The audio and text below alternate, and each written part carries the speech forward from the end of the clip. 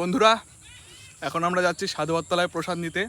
তোমরা একবার রাস্তাটা দেখো, যে রাস্তাটা দিয়ে যাচ্ছি বৃষ্টির কারণে রাস্তার অবস্থা খারাপ। কিভাবে যাও রে এই রাস্তা দিয়ে?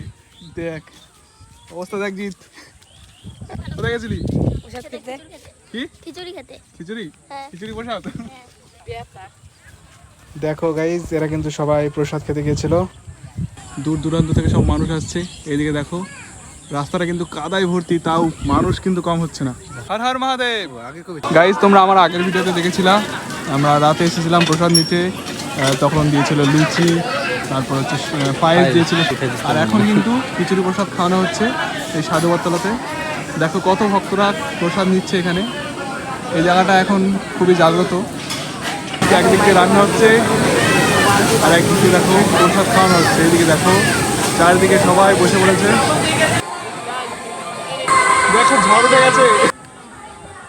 গাইস আমাদের থালায় সবে খিচুড়িটা দিতে একটু পরেই দেখো এত জোরে বৃষ্টি শুরু হয়ে গেছে। অনেকে তো খেতেই পারেনি, বললে কম হয়ে যাবে, সবাই কিন্তু খাওয়া ছেড়ে উঠে চলে এসেছে। আমি ভাবলাম ঠাকুরের প্রসাদ এভাবে নষ্ট করা উচিত নয়, তাই আমি কিন্তু প্রসাদটা ফেলিনি।